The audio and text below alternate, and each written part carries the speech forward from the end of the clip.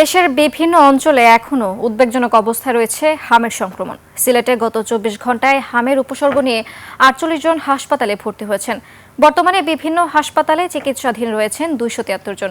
এর মধ্যে শহীদ শামসুদ্দিন হাসপাতালে 60 জন এবং ওসমানী মেডিকেল কলেজ হাসপাতালে 108 জন।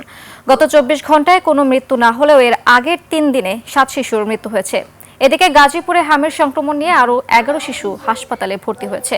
বর্তমানে শহীদ তাজউদ্দিন আহমেদ মেডিকেল কলেজ হাসপাতাল ও উপজেলা স্বাস্থ্য কেন্দ্রগুলোতে 68 শিশু চিকিৎসাধীন রয়েছে।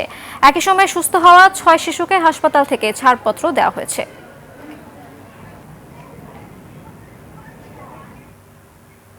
হাম পরিস্থিতির আরও খবর জানাতে সরাসরি যুক্ত হচ্ছেন সিলেট প্রতিনিধি ওয়েস খুসরু। খুসরু, আপনার এলাকায় হাম পরিস্থিতি কেমন? এ বিষয়ে চিকিৎসকরা কি বলছেন, বিস্তারিত জানাবেন আমাদেরকে। শ্রাবন্তী, আপনি যেটি বলছিলেন যে সিলেটে হামের পরিস্থিতি আসলে এখনো স্বস্তিকর নয়।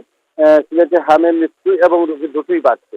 এক্ষেত্রে সিলেটের চিকিৎসকরা আমাদের জানিয়েছেন যে এখন যারা হাসপাতালে ভর্তি হচ্ছে বা মৃত্যু হচ্ছে বা চিকিৎসা নিচ্ছে, তারা অনেকে প্রান্তিক পর্যায়ের লোক, হাওর জনপদের লোক, একবারে গ্রামীণ জনপদের লোক। সুতরাং তাদের বয়স, এইসব মারা যাওয়া শিশুদের বয়সও হচ্ছে 6 মাসের নিচে, অর্থাৎ তাদের টিকা দেওয়ার কোনো সুযোগই নেই। আবার দেখা যাচ্ছে যে তাদের মা পুষ্টিহীনতায় ভোগার কারণে বাচ্চারা কিন্তু এই হাম পরিস্থিতিতে পড়েছে এবং তারা অনেকেই মারা যাচ্ছে। এই অবস্থা থেকে উত্তরণের জন্য সহজেই পথ খোলা নেই বলে আমাদের চিকিৎসকরা জানিয়েছেন। তবে যে টিকাদান কর্মসূচি চলেছে, সেই টিকাদান কর্মসূচি বাস্তবায়িত হওয়ার আরো কিছুদিন সময় দিতে হবে, তাহলে হয়তো পরিস্থিতি স্বাভাবিক হবে বলে চিকিৎসকরা জানিয়েছেন।